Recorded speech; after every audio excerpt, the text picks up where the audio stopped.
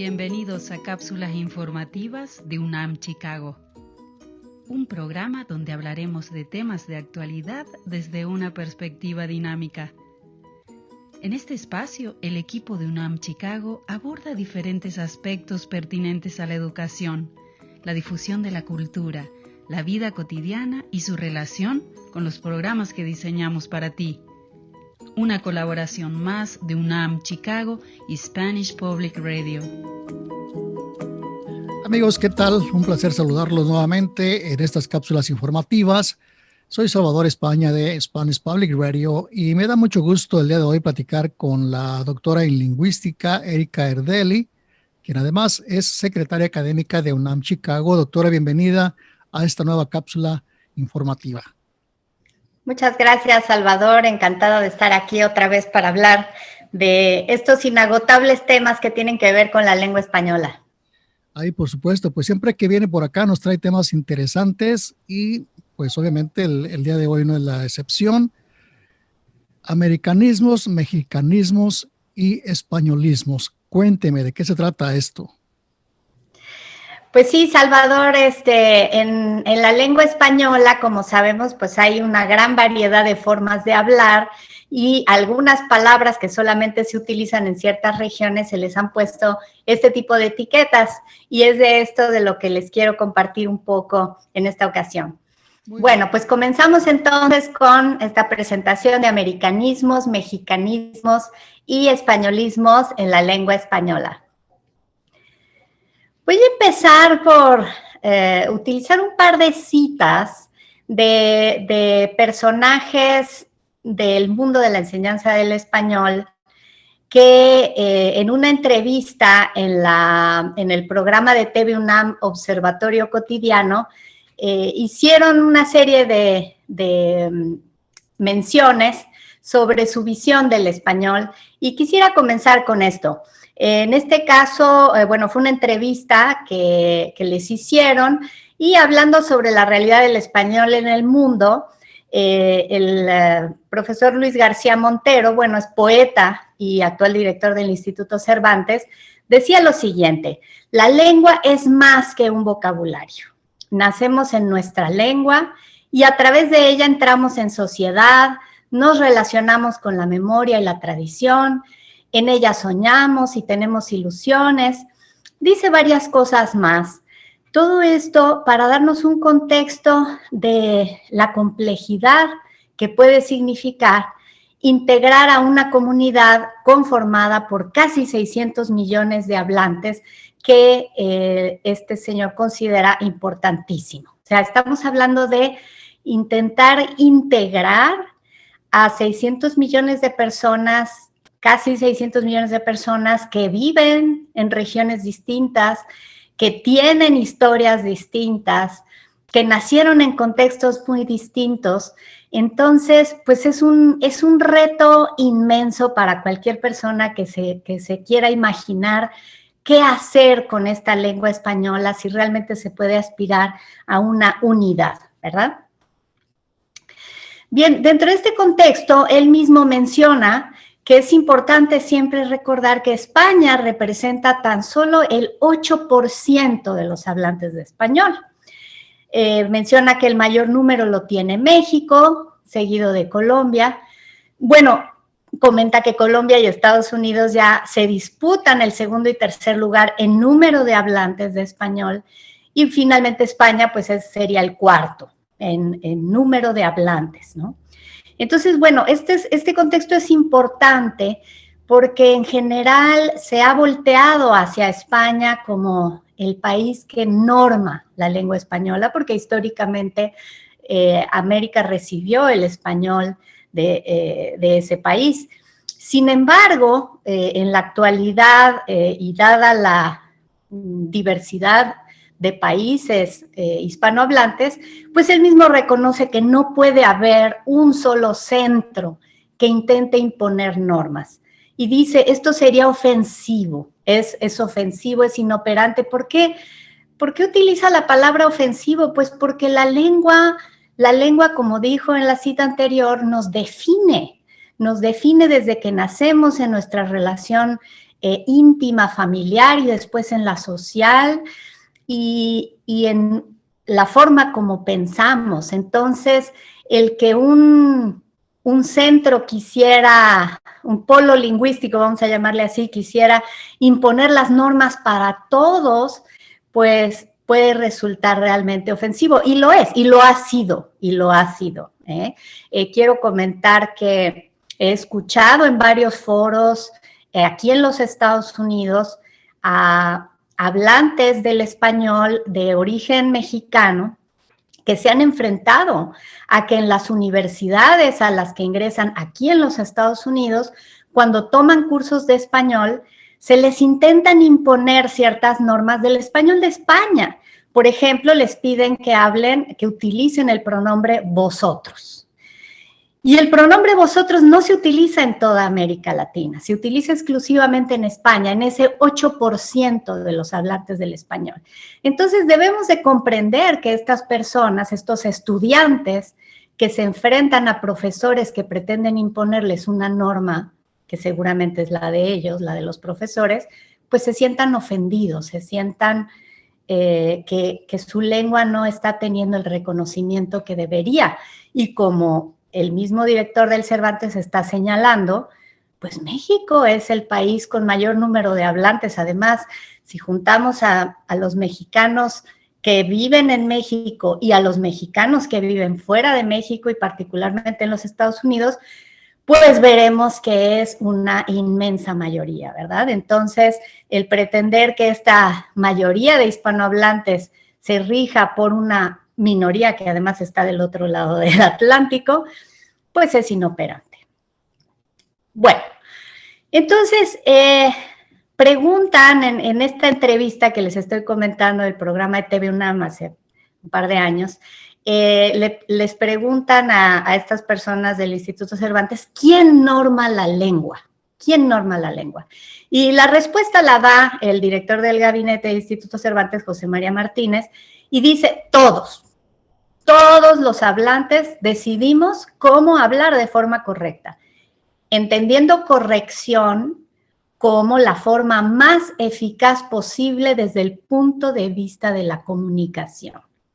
Y esto lo repite en las ocasiones. ¿A qué me refiero con correcto?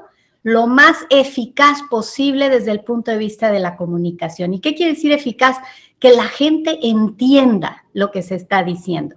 Si yo decido un criterio de corrección en el que mucha gente no entiende, entonces allí no hay eficacia. Entonces, por eso él toma la iniciativa de dejar muy claro a qué se refiere con corrección. Bueno, y después dice, bueno, ¿qué es lo que hacen las academias de la lengua? Las academias de la lengua lo que hacen es recoger lo que los hablantes hacemos y lo santifican. Esa fue la palabra que utilizó en la entrevista. A mí me llamó mucho la atención porque esta palabra refleja mucho de la visión íntima, subconsciente, voy a decir incluso, que tienen los españoles de la lengua. Si bien es cierto que estas personas al frente de las instituciones que norman la difusión de la lengua española tienen una visión inclusiva y tienen un deseo de representar, de unificar, digamos, a esta comunidad de casi 600 millones de hablantes, siento que al final un poquito los traiciona su idea de que son ellos los que santifican la lengua. Claro, ellos lo están diciendo, están hablando de las academias de la lengua y hablan de las academias de la lengua de cada uno de los países hispanohablantes y esta asociación que se ha hecho de todas las academias de la lengua española. Sin embargo, hay que considerar que la única llamada real academia de la lengua es la española, que además España pues es la única monarquía que existe en el mundo hispanohablante. Y pues como sabemos, la monarquía está asociada también a ciertas ideas de santificación religiosa. Y pues realmente esto desde oídos de una persona como yo, mexicana, juarista, pues inmediatamente brinca a nuestros oídos, porque nosotros tenemos esta herencia cultural justamente del juarismo, en donde ya desde hace más de un siglo se ha separado a la Iglesia del Estado. Entonces, digamos que las políticas lingüísticas no tendrían que estar, digamos, bajo esta idea de que hay alguien que santifica lo correcto y lo incorrecto de la misma manera. Entonces es una idea colonial, ¿verdad? Es una idea colonial, como en la época que los españoles llegaban a estas tierras americanas y observaban a los indios y consideraban pues que no eran personas en tanto ellos no las santificaran, ¿no? En tanto ellos no los evangelizaran y decidieran que podían pasar a ser personas y a todo un orden de ideas de sociedad, ¿no? Y aparte, pues claro, hablar el español. Entonces, nosotros no lo vemos así, pero me gusta subrayar la primera parte de la cita. Las academias de la lengua lo que hacen es recoger lo que los hablantes hacemos. Entonces, vamos a decir que en una comunidad hispanohablante muy difundida se empieza a utilizar un término, el que sea, no sé, voy a decir escanear, ¿no? Entonces, cuando ya alcanza un grado de difusión alto, pues entonces la Academia de la Lengua correspondiente dice, ok, en México se ha estado utilizando este vocablo, vamos a integrarlo a nuestros diccionarios, a nuestros instrumentos normativos. Y eso es lo que hacen realmente las lenguas, por eso las academias. Por eso esta respuesta me gusta de que ¿quién norma la lengua? Pues todos, porque al hablarla, al utilizarla y al difundirla, llega un momento en el que termina siendo el medio de comunicación aceptado por todos, y la academia lo que hace es observar y recoger y decir, ok, estas son las palabras que se están utilizando, estas son las formas que se están utilizando, y de esa manera resultan consignadas en los instrumentos normativos que se publican como diccionarios y gramáticas. Bien, ahora quiero pasar al tema que planteé al principio sobre españolismos y mexicanismos, y me voy a basar mucho en un texto de Raúl Ávila del Colegio de México, publicado en la nueva revista de Filología Hispánica, que se llama Españolismos y Mexicanismos hacia un diccionario internacional de la lengua española. Bueno, entonces hace este tipo de comentarios, hablando otra vez del uso de la lengua. Dice, el español es la segunda lengua con más presencia en los medios masivos de comunicación, en las redes sociales también. Por ello, los comunicadores se preocupan por usar un español internacional. Entonces, bueno, este término de español internacional, pues es una quimera, es algo que no existe. No tenemos documentos que nos digan el español internacional es este, ¿no? O sea, hay diccionarios producidos en España, diccionarios producidos en México, en Argentina, pero no hay un diccionario que sea realmente de español internacional. Entonces, esto es importante porque ¿por qué esta búsqueda de un español internacional? Bueno, porque hay una toma de decisiones que se tiene que dar en los medios de comunicación sobre qué formas y qué palabras de la lengua española se van a utilizar en los programas de televisión, de radio, etcétera, porque esto se relaciona con la mayor o menor aceptación y venta de los programas, justamente, ¿no? Entonces, ¿qué palabra vamos a utilizar? Pues lógicamente queremos la que tenga más aceptación. ¿Y cuál es la de más aceptación? Pues la más usada. Pero ¿se imaginan lo que implicaría investigar cada una de las palabras que usamos, en cuántos países, cuántas personas, en qué regiones se utiliza? Es un trabajo inmenso en el que realmente apenas estamos iniciando. Bueno, entonces, ¿por qué hablamos de mexicanismos, de americanismos, de españolismos? Pues estamos hablando de regionalismos, ¿verdad? ¿Y qué es esto? Pues es simplemente un fenómeno que se presenta exclusivamente en una región o en un dialecto. O sea, si una palabra se utiliza en México y no se utiliza en ningún otro país hispanohablante, pues es un mexicanismo.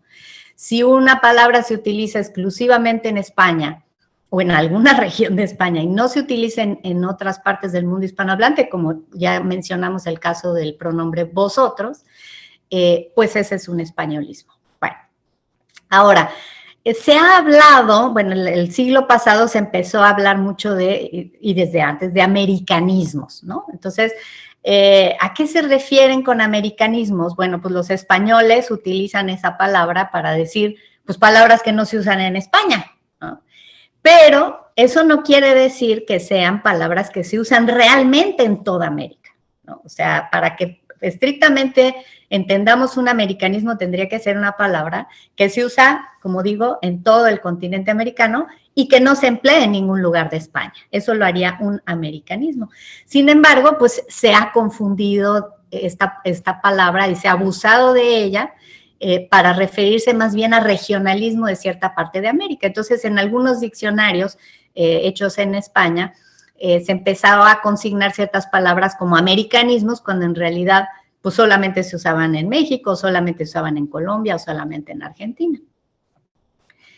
Entonces, bueno, ante la imposibilidad realmente de definir expresiones que se usen en todo un país, porque también tenemos que entender que hay mexicanismos a lo mejor que no se usan necesariamente en todo México y hay españolismos que no se usan necesariamente en todo España.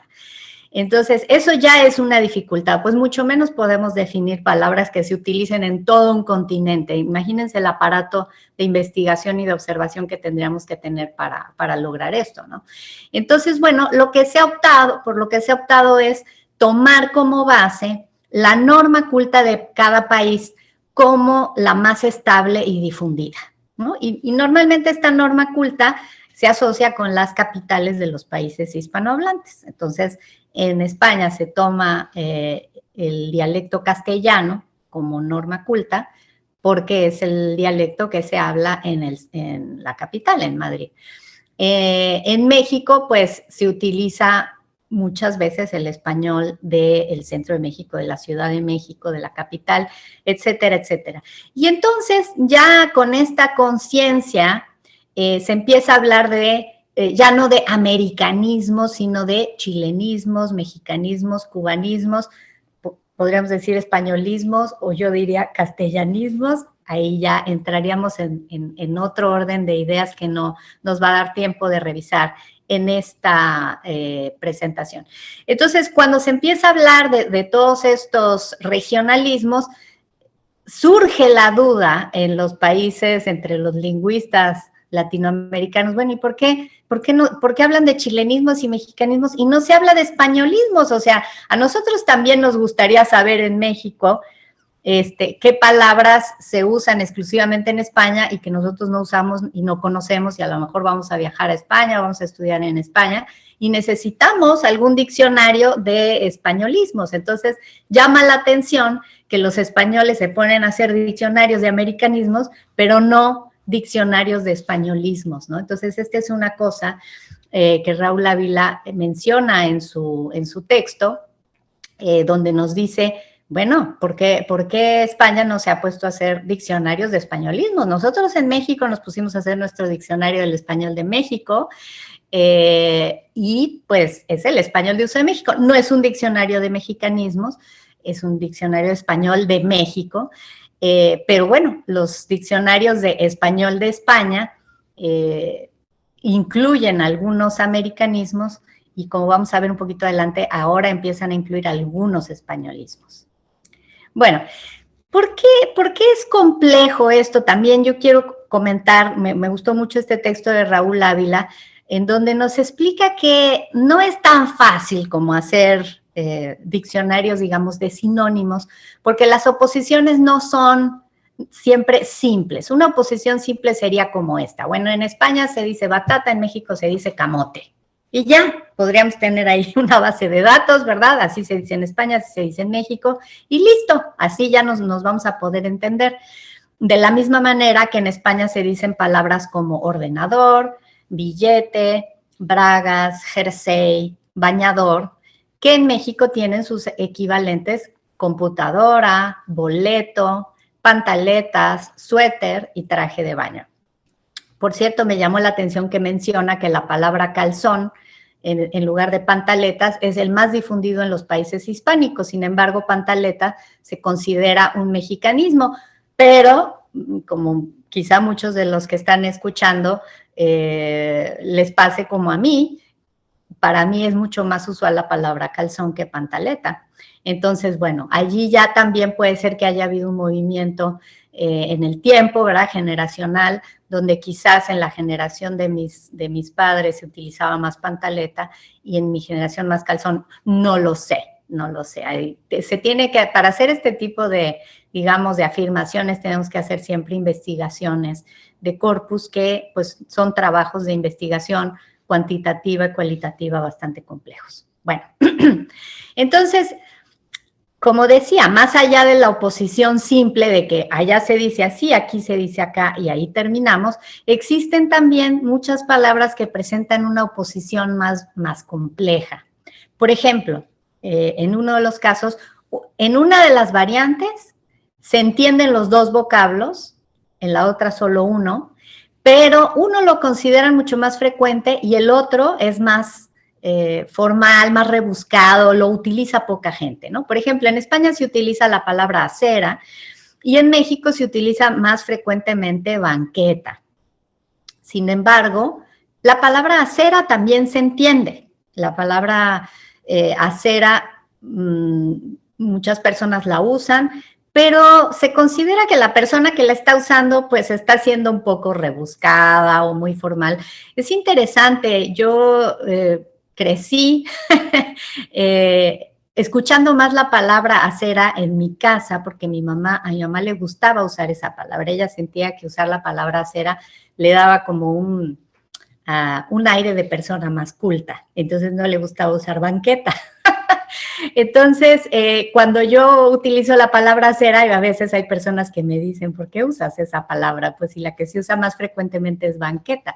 Y entonces, bueno, pues es una deformación ahí personal que tuve, pero este tipo de cosas pasan, o sea, hay palabras que son muy difundidas y otras que se reservan como para ponerse en un plano de mucha formalidad. Y es muy gracioso porque a veces lo que se considera muy formal en México es considerado informal en España y viceversa,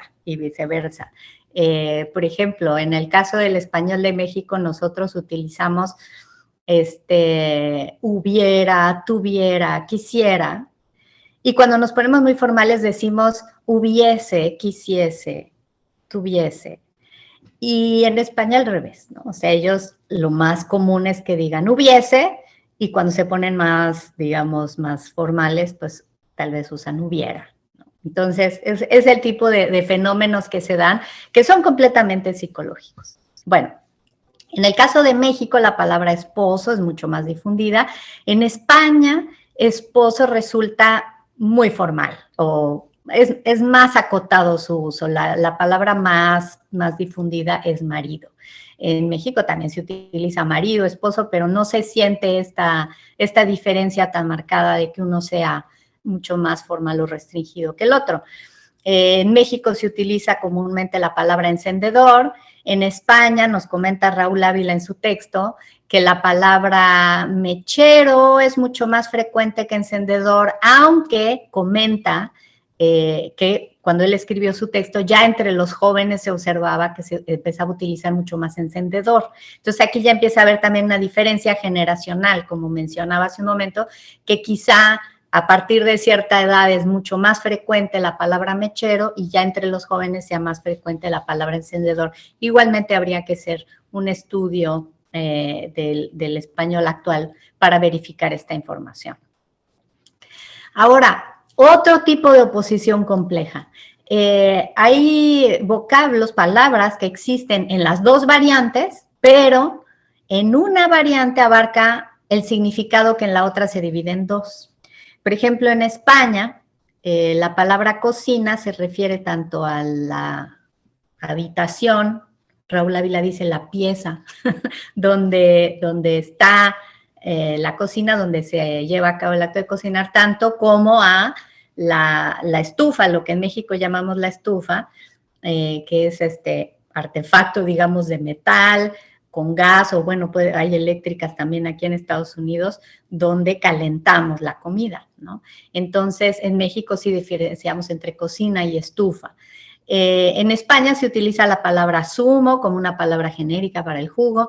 En México lo que más usamos es la palabra jugo, y zumo la usamos muy poco y nada más como para ese... como líquido que se desprende cuando trozamos la cáscara de la naranja, por ejemplo. Ese es el zumo. En México utilizamos la palabra regadera, que se utiliza tanto para bañarse como para regar las plantas, ¿no? Este artefacto para regar las plantas. Sin embargo, en España sí hacen la diferencia, ¿no? Entre regadera y ducha. La regadera para regar las plantas y la ducha para bañarnos. Entonces, bueno, como pueden ver, es todo un mundo de complejidad que se puede dar de palabras, que no es nada más traducir como de un idioma al otro. No podemos nada más traducir una palabra por otra sin que surjan un montón de complejidades, como hemos visto con los traductores que nos ofrece la tecnología, ¿no? Estos traductores de un idioma a otro, que ahora se han hecho mucho más sofisticados, pero cuando empezaban, si traducíamos literalmente una serie de palabras así con una base de datos de diccionario, pues resultaban cosas muy graciosas, porque pues es muy complicado programar toda esta complejidad que vemos aquí, y más si esa complejidad se le agregan pues todos los regionalismos que existen, los usos regionales de una palabra, ¿no? Entonces, bueno, como pueden ver, se empezó en el siglo pasado hablando mucho de una oposición entre el español de España y el español de América, como si el español de América fuera uno solo. América entendido, por supuesto, en el sentido que lo entendemos en América Latina como el continente americano. Aquí en Estados Unidos se les llama las Américas, ¿no? Porque América pues se refiere al país Estados Unidos. Sin embargo, pues para nosotros ya realmente el español de los Estados Unidos pues es una variante más, como vimos hace rato, además con ya disputando el segundo lugar en mayor número de hispanohablantes en el mundo. Entonces, hablemos de todo el continente americano, de todas las Américas posibles, ¿no? Entonces, oponer a un país pequeño como es España, con todo un continente como es América, pues se hizo completamente inviable. Y es por esto que se pasó de eso a empezar a hablar de, ahora no, vamos a hablar de un español de España, un español de México, un español de Argentina, un español de Colombia, porque no podemos poner a México, Argentina, Colombia y todos los demás 22 países en un solo paquete. Y además, ¿en qué orden de ideas podemos poner a España de un lado y a todos los demás del otro? Digo, geográficamente, obviamente, pero ya somos todos países independientes, no somos las colonias de España como para que nos sigan poniendo a todos en una misma canasta.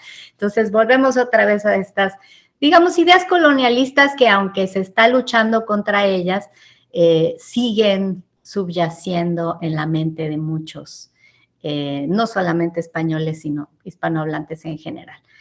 Bueno, y como les comentaba, pues, ¿qué pasa en los Estados Unidos ahora, no? En los Estados Unidos, pues, hay regiones en las que predomina el español de México, hay regiones en las que predomina el español cubano, regiones en las que predomina el español caribeño. No conozco regiones en las que predomina el español de España en Estados Unidos. Entonces, ¿cómo podemos justificar que en las universidades estadounidenses se le pida a los estudiantes que ingresan que estudien el español de España? Es, desde mi punto de vista, y como dijo el director del Instituto Cervantes, ofensivo. Bueno, estábamos hablando al principio de esta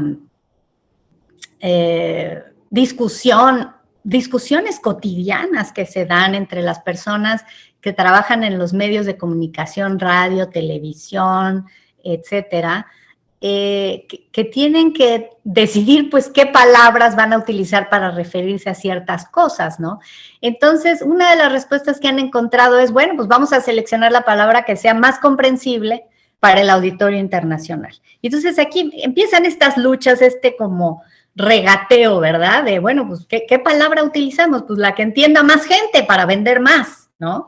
Entonces, bueno, es interesante porque lo que se ha visto de cómo se ha comportado la población es que en América, en el continente americano, han optado por una variante lo más neutralizada posible y la gente acepta ver programas en toda Latinoamérica que tengan una variante que no se pueda identificar muy bien de dónde es, ¿no? Donde tratan de que no sean muy evidentes rasgos regionales, formas de pronunciación, entonaciones, y utilizan, como les digo, pues buscan las palabras que estén más difundidas, cosa que debe ser muy complicado porque los diccionarios tampoco es que ayudan mucho en eso. Mientras que en España siguen prefiriendo que las películas, que los programas estén doblados con el dialecto castellano. O sea, allá sigue habiendo un rechazo hacia este español más internacional. Entonces, como les digo, aunque las personas que están al frente de las reales academias, de los institutos culturales como el Cervantes, etcétera, tengan esta idea de un español inclusivo, ya el comportamiento de la población pues acaba siendo distinto, ¿no? Y bueno, seguramente a ustedes les ha pasado como a mí, o a algunos de ustedes, que cuando veo programas españoles o doblados al español de España, yo siento que necesito subtítulos. Pero bueno, entonces, pues las preguntas que quedan allí sobre la mesa es, si hay diccionarios de americanismos, ¿por qué no hay diccionarios de españolismos? Es interesante, los diccionarios que hace ahora España dicen que son muy inclusivos y que están promoviendo la unidad del español y todo como lo decían estas personas del Instituto Cervantes. Sin embargo, la realidad, y lo dice Raúl Ávila en su texto, es que el DRAE, el Diccionario de la Real Academia Española, es un diccionario nacional de España con la pretensión de ser general del español. Una de las evidencias que propone Raúl Ávila en otro texto más reciente, el 2014, donde ya se va más a los datos cuantitativos, nos dice, bueno, en la última versión digital del diccionario, podemos encontrar 2.434 voces con la marca geográfica México, bueno, esto en el 2014, contra 51 con la marca español. O españolismo, ¿no? Entonces, hay un montón de palabras que se consignan como, esto es un mexicanismo, pero españolismos como si hubiera muy poquitos. Pues sí, los consideran como si hubiera muy poquitos porque no tienen idea de cuántas palabras se usan en España que no se usan en el resto del mundo hispanohablante. Entonces, estamos hablando aquí como si México tuviera 98% de mexicanismos en la lengua y solo el 2% fueran españolismos. Pues esto no es así. Y ya en el estudio lo presenta más adelante, pues hay más o menos la misma cantidad de españolismos que de mexicanismos en la lengua española, como es de esperarse.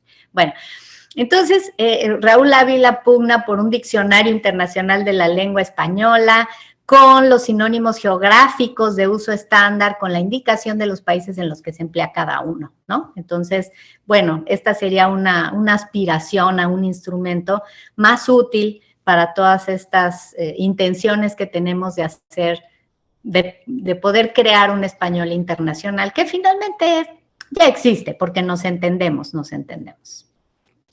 Finalmente quisiera puntualizar que una pequeña diferencia entre la postura del Instituto Cervantes tal y como la expresó su director de gabinete en ese programa que les comento de TV UNAM y la postura que yo conozco de la UNAM, ¿no? Entonces, la postura del Instituto Cervantes dice, bueno, pues la unidad hace la fuerza, ¿verdad? Porque si el español solo se hablara en España, dice este personaje, José María Martínez, sería como el polaco, dice, ¿no? Es una lengua importante, con una cultura muy rica, etcétera, pero acotado a un país como es Polonia, y si ellos pensaran en el español como solamente el español de España, pues no dejaría de ser eso. Sin embargo, ¿qué es lo que le ha dado al español tanta fuerza en el mundo? Pues la cantidad de países, la cantidad de personas en las que se habla, cuya mayoría no se encuentra en España. Entonces, por eso, pues ellos dicen, bueno, la unidad hace la fuerza, ¿no? Seguimos necesitando a nuestras excolonias para ser poderosos. Y también dicen, bueno, el Instituto Cervantes no difunde la cultura de España, sino la cultura en español, la cultura global, la cultura de todos los países hispanohablantes. Y bueno, esto es una pretensión, igual que como dice Raúl Ávila, el diccionario de la Real Academia Española pretende ser un diccionario inclusivo, cuando en realidad pues es un diccionario donde predomina lógicamente la variante española, la variante castellana. Y de la misma manera, pues sí, si viéramos en qué porcentaje de eventos, de actividades relacionadas con la cultura de personajes españoles comparada con la cultura de personajes latinoamericanos, pues quizá veríamos que tampoco hay una relación de 8% de representatividad de España frente al resto, al 92% restante de la cultura de otros países hispanohablantes. Bueno, y finalmente, pues esta pretensión de representar a todos, la verdad, nos parece grandilocuente e inoperante. Bueno, es una opinión que tengo. Realmente la postura de la UNAM es más sensata, creo yo. La UNAM lo que pretende es posicionar al español de México como una variante de prestigio representativa de América Latina.